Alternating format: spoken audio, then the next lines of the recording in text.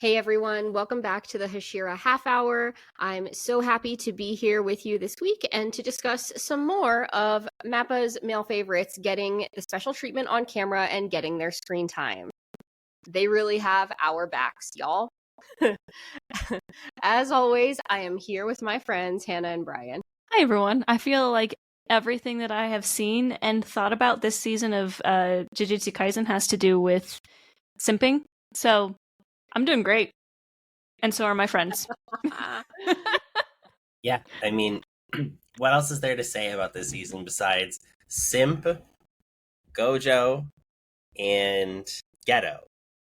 I mean, honestly, that's all you need to talk about for this season. 3 things and then you're golden. What about everyone's favorite bad dad? A little bit, maybe. A little bit of zaddy. Perhaps. Oh no. What? It's Zenin and Daddy, right? Anyway. Yeah, that was so good. It took me a second to catch on. That's why I made that face. All right. We can't start the episode this way. We must remain strong, brothers. Let's jump in. We are starting this episode off with Yuji, and he is giving a classic man solution to the barrier problem by, of course, trying to punch straight through it like it's drywall. Left, right, good night, everyone. Ino is impressed. Megumi is extremely pragmatic in this moment, saying that they do need to make a hole in the barrier, even if it's only for a moment, so they can hopefully break it down. These three are like kind of ridiculous together, but I kind of love it. What do you think of their dynamic so far? Oh, I think it's so interesting. I think it's a little bit of a refreshing contrast from the dynamic that Nobara added to this, because she's like I feel like she's the like thorn in your side. She's a little bit like snooty and stuff like that, but I get it. But like these three, they're all like idiots rolling together a little bit, and I love it. Like Yuji is like the least intelligent one out of them, and it kind of goes in descending order from there. Like Ino's like, damn, he's strong, and Megumi's like, are you guys gonna like actually try to figure this out, or are we just gonna try punching through it? So I think it's just so cute to see these 3 boys try and figure this out together. It all started when a dumb ass meet another dumb ass, meet another dumb ass, and they become the dumbass trio. That summarizes almost every anime I've ever seen. Actually. I mean, what else can I say? It's the dumbass trio. And as you said, Emily, that's a like trending sound on Instagram in case people like didn't know. And it most trios that I can think of sitting here right now fall into that category. But it's a fun dynamic. It's a little bit different from the regular trio that we get, since it's Ino instead of Nobara. And I think Ino brings an interesting, different point of view, because he's like kind of starry-eyed over Yuji, and it's so funny. But he's like, oh wait, no, I'm the upperclassman. Like, I'm the senpai. I gotta, like be the leader here. But Yuji's just like punching, and Megumi's like, can we use our brains here? It was really funny. I was giggling. They're cute. I do think they're cute. I like Ino. We haven't seen like too many upperclassmen from Jujutsu High yet. We've seen a few, from the other school. And maybe we've gotten glimpses, but I think that this is one of the upperclassmen we've gotten some of the most time with this season anyway. So I like him. I think he's fun. I think he's very cute. And I like that he mostly matches Yuji's energy, but then can get reeled in a little bit by Megumi also, who we also love. So hope to see more of them. Love the 3 of them together. As they're putting their 2 brain cells between the 3 of them together, the 2 coming from Ino and Megumi, they're trying to figure out what is going on with these barriers. How can we break them down? And obviously, we still know that there are 4 of them. So they figure out that at least one of them has to be coming from somewhere that stands out, and it's probably one of the stronger ones. And then like they just kind of observe their surroundings, and they all agree that the Shibuya Central Tower, which is like a major landmark, makes the most sense. And then we cut to 3 Jujutsu sorcerers who are on the top of that roof, and they're discussing whether anyone realizes what they're up to. What do you think they're up to? Who are they? Does it matter? I think they're up to no good. Yeah, they're not up to any good. They are clearly not on the side that we are cheering for at this point in time. And I mean, have they mentioned who they are? I feel like I kind of know who they are.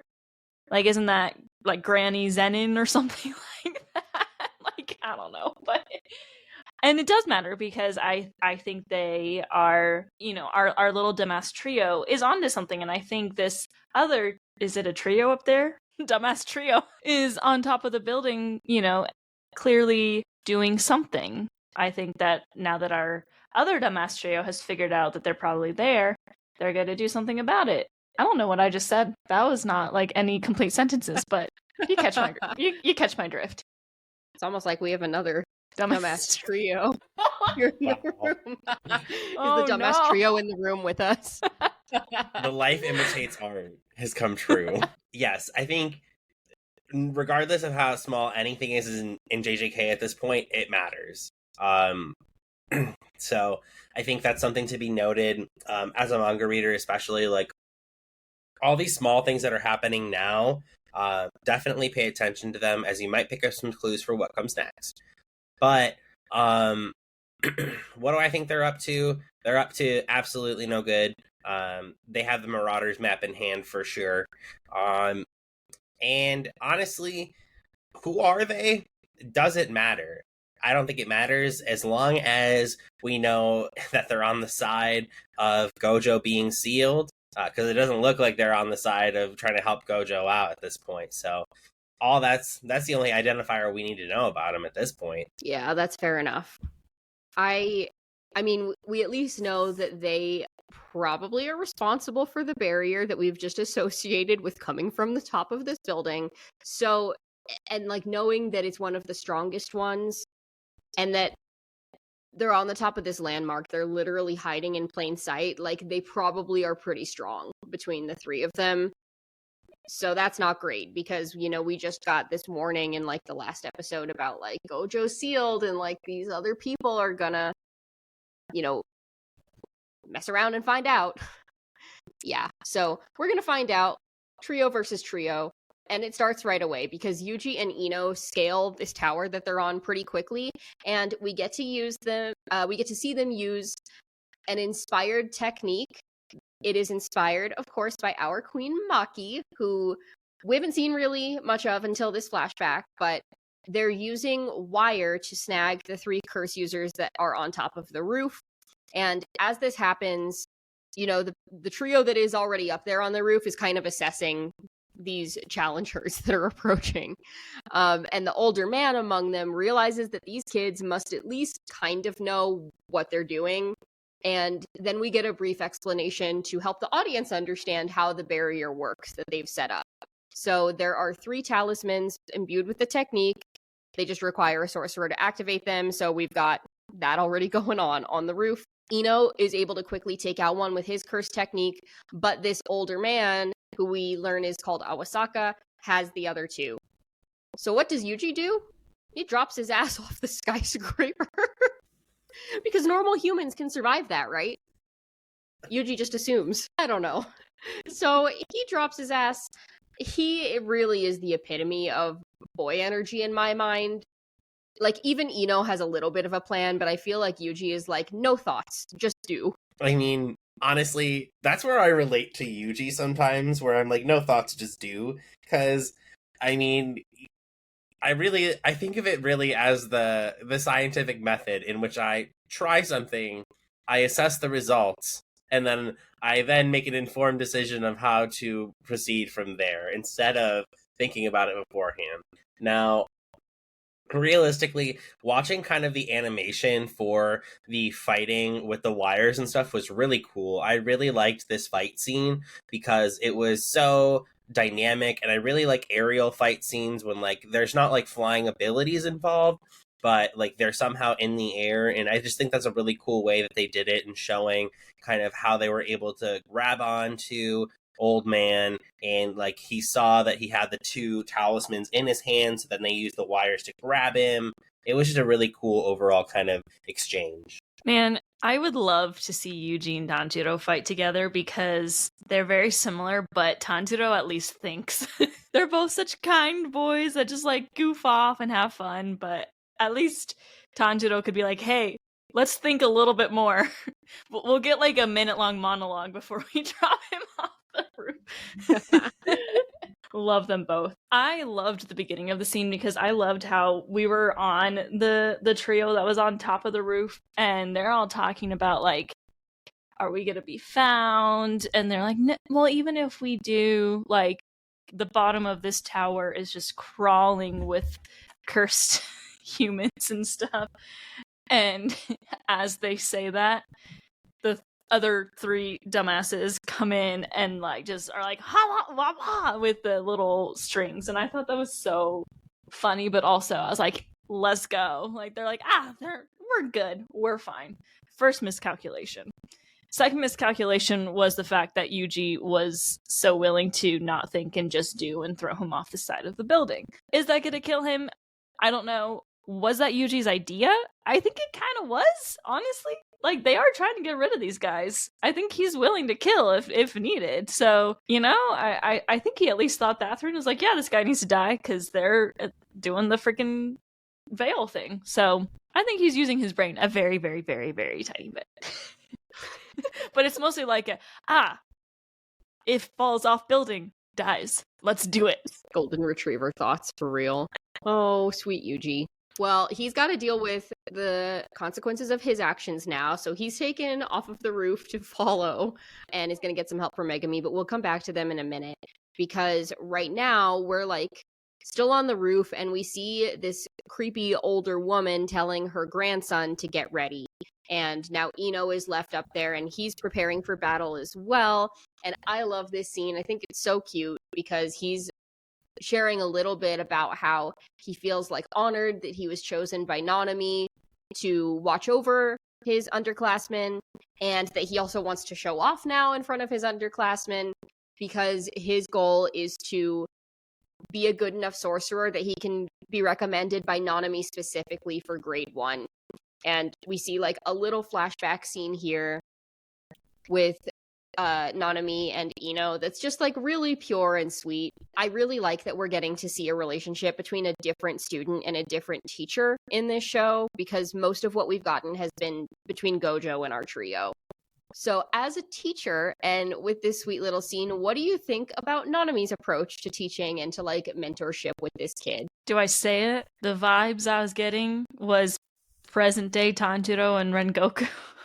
No, it was more Tanjiro and Giyu, though, because Nanami is, I think, a little bit more like Giyu in a sense, where he's very calm. And it's been a minute since I've watched season 1, and Nanami at this point hasn't been in the season a ton. He's kind of just been here and there in like random moments.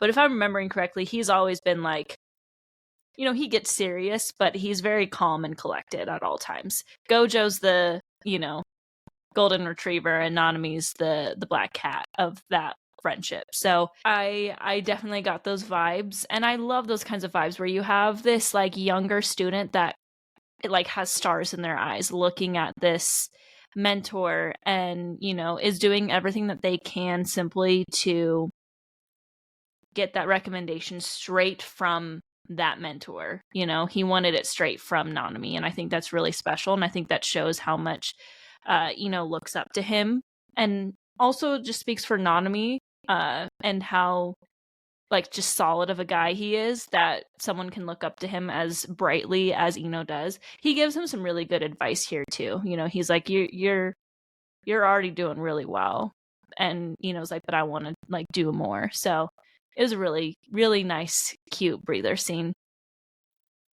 Yeah, I really liked this scene, starting with something really small. That's why I asked to pour your guys' drinks at karaoke the other night, is because if you noticed, Ino asked Nanami, oh, did you want another drink? And so I was trying to be respectful that I'm the younger one so that I would pour your guys' drinks. That's where that came from. Sorry, random. But if you didn't know, that's a tradition in Japan. So now you know. Nonetheless, I really like this dynamic between the two of them. Ino seems very appreciative of Nanami's opinion and holds him in such high regards. I think it's really cute because while everyone else holds Gojo in such a high regard, I think Gojo's opinion can feel a little bit different. And not that it doesn't mean anything, but he's so more lax about things that it doesn't feel as validating as it would coming from Nanami, who is more of that analytical human being, who is more of that person who's going to take things a little bit more seriously. And if you wanted like true advice or true validation, Nanami would be the person you'd go to. I mean, not that I wouldn't want to be trained by Gojo, but realistically, like if you wanted to get better, you would go to Nanami because he's going to be the person who's probably going to give you the most most true feedback. And so Nanami is the person that's going to be able to help you grow. And I think that's really special. Nanami's seen a lot in his time too, not just Gojo. And I think it really shows that all of the people that are, the adults in the show have a lot of tenure under their belt as well. Yeah, they all have different approaches. Nanami is definitely like the seemingly more studious and serious of the two. Probably also had to put in hard, not to say that Gojo didn't put in hard work, but I think almost anybody else in the show has to work really, really hard to try to get anywhere close to where Gojo inherently started, keeping in mind that he did have to like master his techniques. But I think that for everybody else, it's more of a lifelong endeavor to try to measure up.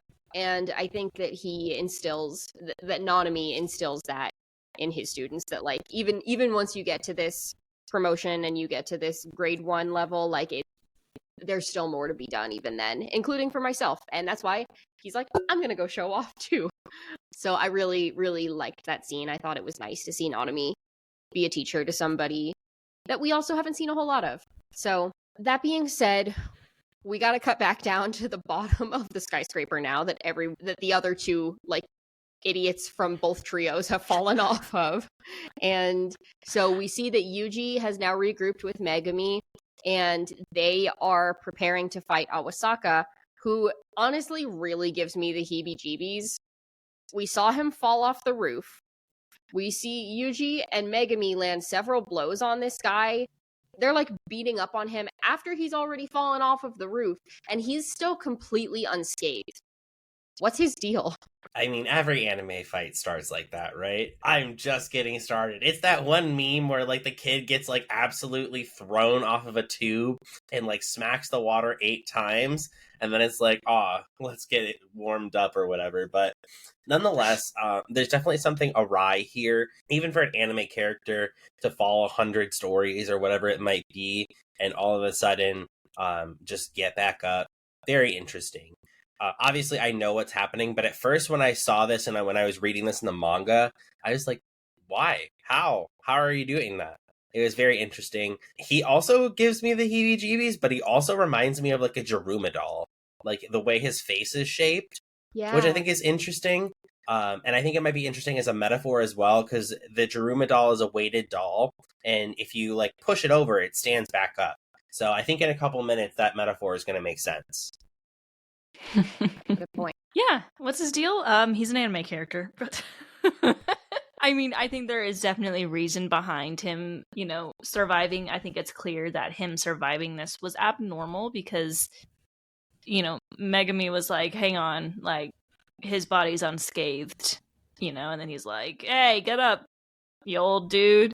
And Yuji's like, what? Like, how? And I think it was like 41, like from the 41st floor is what Yuji or Megumi said, if I'm remembering correctly. But, it's partially whatever his abilities are, because that's something I'm learning with this world is like pretty much Jujutsu sorcery allows you to do anything, really. And it's kind of like breathing styles in Demon Slayer, except it's much wider range. Like, it's pretty much... It's kind of like quirks in My Hero, where I feel like sometimes someone's just like in the back room, like telling the mangaka, okay, here's I'm spinning the wheel, and this person can control carpet. But that's the world. Okay, wait, hold on. No, wait. That is literally fucking One Piece. There's someone in One Piece who can make hands out of nowhere. Like, literally, like, they could put hands on your shoulders to, like, silence your mouth. I feel like that's actually kind of a thing. Hands especially are a thing in a lot of animes, but I feel like we've seen that in JJK, too. Oh, Am I forgetting? Whose friggin' hand went flying? Oh, it's in the next episode. Don't worry, we'll talk about it in the next episode. Oh, the hand, But, you're right. Yeah. Hands are just very prevalent in JJK. Like, we see them a lot because of, like, a lot of them, like, they have to do something with their hands to use their curse technique. Anyway, super long tangent. What I'm saying is, I think his deal is partially the fact that he's an anime character, and partially just probably whatever his Jujutsu sorcery is allowing him to survive a fall like that. Yeah, he's a weirdo, but honestly, like, so are our 3 main characters. So, just different brands of weirdo, and we get into that a little bit here because we get to see the backstory of these 3 psychos that are on the roof, and we learn that they're all, like, either murderers or criminals who were able to terrorize and kind of have free reign on the world before Gojo was born.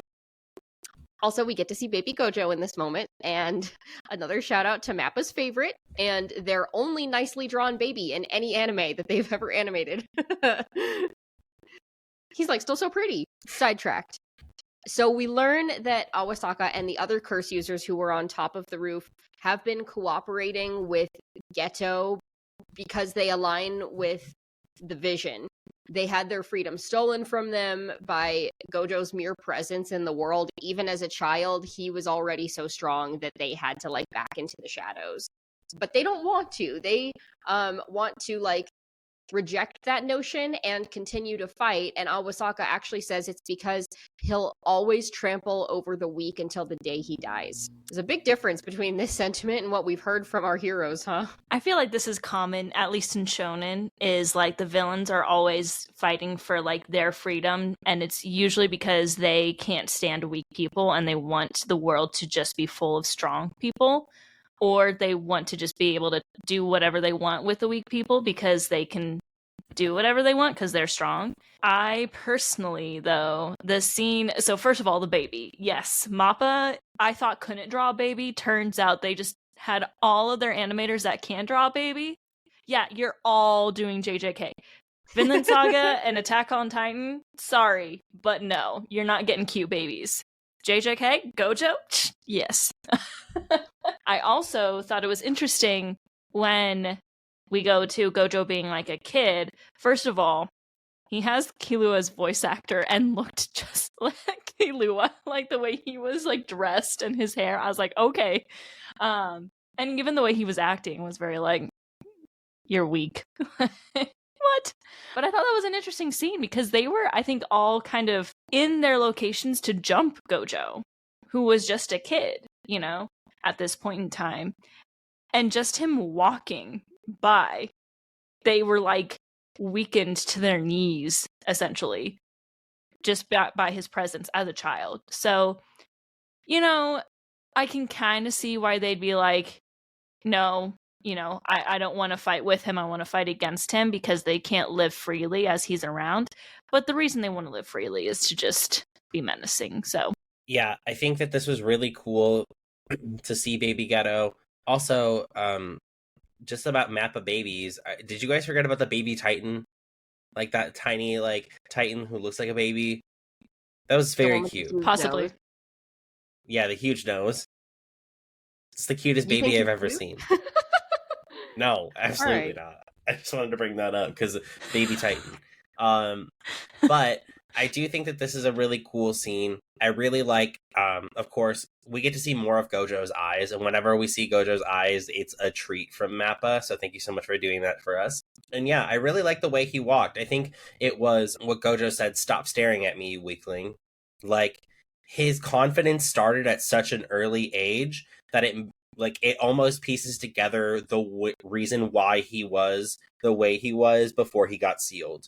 Like, it makes complete sense now, and I think this really gives the viewers the context for what's going on in the show and kind of why Gojo being sealed is now such a big deal, right?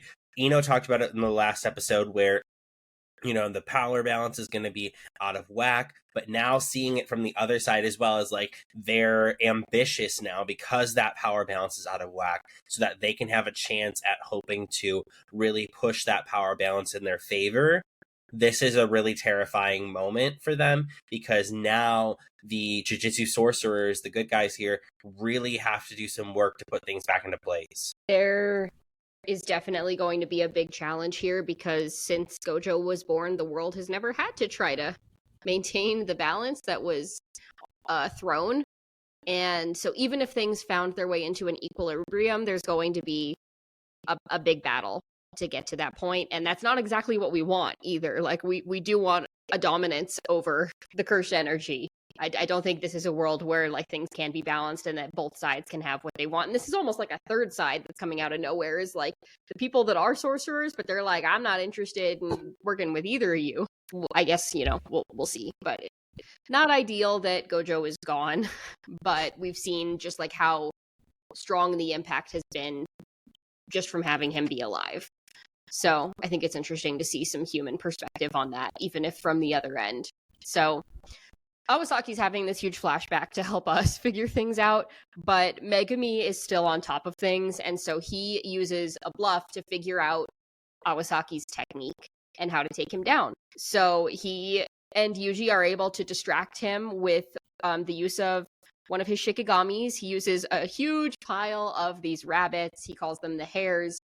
And then they're able to retreat for a moment and figure out the counterattack, which is to strike Awasaki with a super weak attack, actually, that ends up decimating him because his technique is inverse, meaning that any attacks that he takes, if they're weaker, then it has more of an impact on him. If they're stronger, the less of an impact. So when they were going all out and he's falling off of roofs and shit like that, like not working out, but these little tiny taps are what does him in. And I also thought that was super funny to see our two goofy boys not only figuring this out, but countering it really successfully and watching this guy get wrecked. I have so many thoughts on the inverse technique.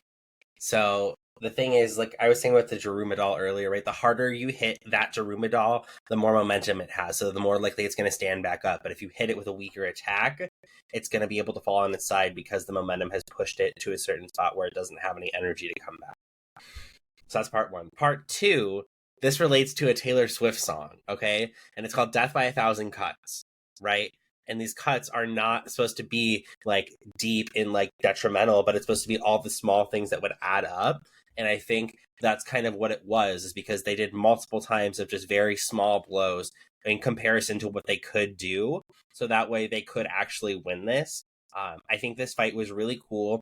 I loved seeing the way that Yuji like stopped his momentum and was able to kind of slow down a little bit. Also, when Megumi was like matching pace with Yuji is harder than matching pace with the enemy, I was like, let's go! I was so hyped. Oh my god, this fight scene was so cool. Yeah, this whole thing was really good, but shout out to Megumi for being the one to figure out his technique, because Yuji had no idea. Like, no. As soon as Megumi was like, I figured out his technique, Yuji was like, oh! Like, hey, can I copy your homework? But I love the dynamic that the two have, because they are, I mean, not to say that Yuji isn't smart and not to say that Megumi isn't strong, but like you have, like Brian just said, like Megumi mentions, like it was hard to keep up with Yuji physically, and then Yuji was having a hard time keeping up with Megumi mentally, you know? So they both had such different sides to this fight, which made it such an even battle, in my opinion, so that they were able to figure it out quick and take this guy down when he has a technique that's really, really difficult, you know? Like, it would be really hard to, especially in the way that they're doing, where they're like trying to make it look like they're going in with full power, and they are, and then just stopping that at the last second. Like, that's not an easy feat. That's not something that our bodies are designed to do. So it was just really impressive, and I was like, these are my sons of this world. Let's go, my sons. I gave birth to them. Anyway. Oh. Congratulations. I guess that's a Twitter joke you guys wouldn't understand. Anyway. That's my boy. I know that one. Son. Yeah, just a really, really fantastic fight scene, and I love to see both Yuji and Megumi using their respective skills to take him down. It's almost like their teachers have helped form them into a good team and that they are inherently good when partnered with each other, which we love to see, even amongst our band of idiots. So, love them. But we do need to get back to Ino for a minute here because there's a lot going on top of the roof, too. So, we see creepy grandma has let her grandson swallow a very weird pill, and Ino realizes that this is triggering the beginning of what he's calling a seance technique. We know that seances kind of exist in the real world. You know, you can determine the validity for yourselves. But this is the idea of, like, we're trying to communicate with somebody from the dead. And that's not good. The name that she summons is Zenin Toji. And, you know, he swallowed this pill. She's been chanting this curse. And the grandson begins to morph into the Toji that we last saw in the Hidden Inventory arc. That's not good. Ino doesn't even seem aware of who he is. Did I not call this?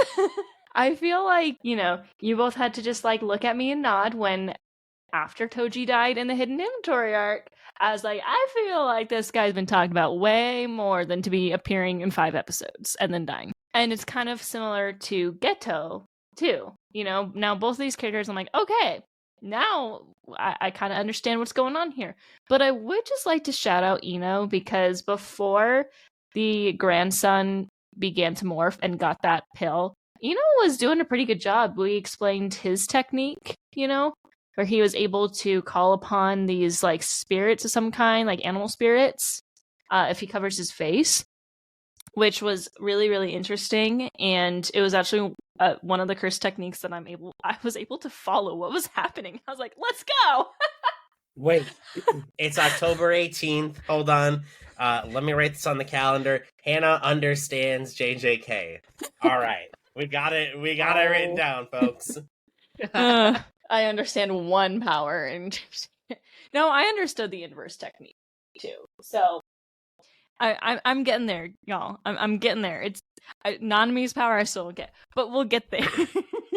But I just wanted to shout out Ino for putting up a fight, and he was doing a really good job fighting the grandson as the granny was, like, chanting her little chant for this to happen. So interesting stuff. But Toji coming back, I want to say that I definitely called that, but not in this way. The companion of Buzz Lightyear, Toji Zenin. No. Honestly, oh my god, when this man came back and then he was like, yeah, did you think that my soul wasn't strong enough? Like, are you kidding me? Like, for 2 characters to be resurrected to a certain extent, right? We've had Geto, and now we understand that there's a sorcerer who is inside his body and trying to, fight that, right? So you have that, and then you have this opposite dynamic going on where now this, like, Toji has completely taken over his body, and there is no chance of that dude coming back. My god. That is just so cool to see kind of these parallels between these fights and being able to see kind of how these things are going to play out from here. Now, I love Ino. There's no way in hell he has a chance against Toji. Like, Gojo almost got wrecked, like, completely by him. So, like, props to you for standing strong, but also I pray someone is nearby. Someone. I don't know who that would even be, because you're right. And I would argue Gojo did get wrecked by Toji. It wasn't enough to completely change things, but also that's a very interesting precedent that we've seen set in Jujutsu Kaisen so far, is that, like, death is certainly not the end for almost anybody in the show so far that's, like, a character of significance. So we've seen Gojo come back in Hidden Inventory. We've seen some version of Geto come back. We're now seeing Toji come back. Just interesting. Just something interesting to keep in mind. And it seems like this version of Toji that's coming back is pretty strong because something is going wrong here.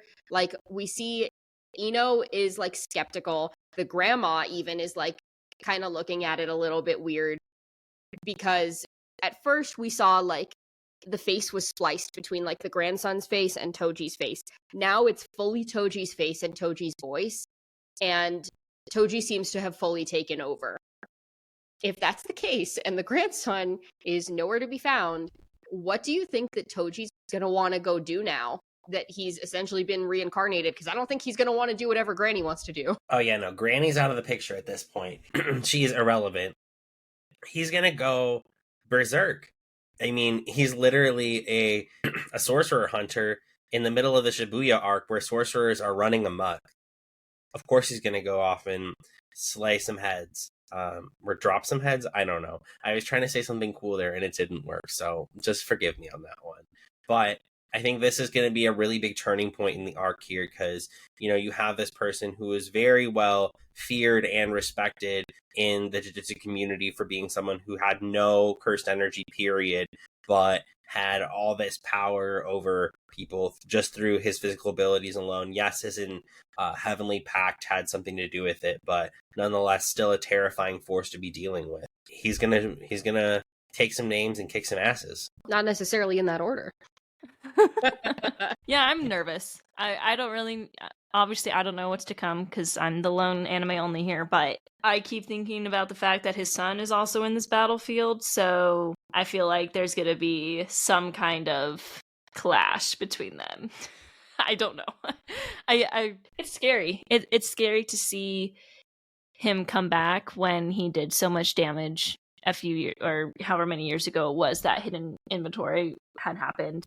I think it was supposed to be like 13 years ago or something. So and let's not forget, like, yeah, he wrecked Gojo, but he also wrecked Geto. And they were they were the strongest. They were the two most powerful. And he got them both good. And they only survived because of, like, cursed technique in other ways. So he is extremely powerful. Ino did not have any chance as soon as he turned into Toji. That was not gonna happen. So I'm definitely nervous for a lot of characters right now. I feel like Toji coming back added another just sucker punch of bad things to what's going on this arc, and I knew this wasn't gonna go well. Everyone talks about how Shibuya is like Infinity Castle of Demon Slayer, but that's another conversation for another day. So I'm nervous, but also interested. Like, I'm hooked. Yay! One good thing coming out of Shibuya. On that note, yeah. We are about at time. Any final thoughts before we move into our favorite moments? All right, let's go ahead and do those faves then. So I will go ahead and start. There's a lot to pick from and a lot to dissect in this episode, but when it comes down to it, I'm going to take my Nanami moments when they come, because sometimes they're few and far between, and I really did love this moment of him and Ino at the barbecue, because it was like a different side of Nanami than we've gotten to see. Nanami's pretty serious, and we know he's a very hard worker. He doesn't really like going beyond the 9-to-5 life. I mean, who so does? To see him like kind of relax a little, like I think he's got like the little bib on and everything, and they're like eating this like K barbecue and like just straight chilling, like him and one of his students. Like, I think that there's something so sweet about that he is in a position where he can let his guard down with this student and just go have like a beer and some food, and in that way inspire the next generation. We've seen some of Gojo and even Geto's moments a little bit of like how they've inspired what's come next, and Nanami needs to leave his legacy too. And I thought this was a nice, small but important moment. It was a really good moment. My favorite was the whole fight with Yuji and Megumi against Awasaka. Was that his name? That whole thing was just really good, but I have to call it specifically, and I was going to say this when we were talking about it earlier, but I loved when Megumi lied, like bluffed, and he knew they know, because he knew that Yuji had gone up and been like, Gojo Satoru has been sealed! Right? Megumi knew that, right? He was there. He was the one who karate chopped him. But he bluffs for a reason, and he's got it all going on inside his brain, and then Awakaza was like, we know that's a bluff. This is why we're having fun. And Yuji goes like, oh, it's okay, Megumi. You're not very good at lying. Yuji He's the punch kid. He has no idea at all. I loved it. I think my favorite moment from this episode was when Ino and Megumi were talking about how to break the barrier, and then all of a sudden you kind of see in the background that Yuji's just kicking some random cursed spirit. Like, that was just the best part. Left, right, good It night, was you're like back. boy energy on high. Like, that was the best way like to describe him, is that like that scene was just too perfect, and he was like, oh, because they said something intelligent. I was just like, my boy Yuji just out here being dumb. Sweet boy, one brain cell, maybe, on a good day. All right. Well, that is all the time that we have for today. Excited to see more next episode. So I really hope you enjoyed this. Don't forget to follow us on TikTok and our socials, of course, at Hashira Half Hour. Give us a download of the podcast. Leave us a comment if you have any questions or anything that you'd like to see. And we will see you next time.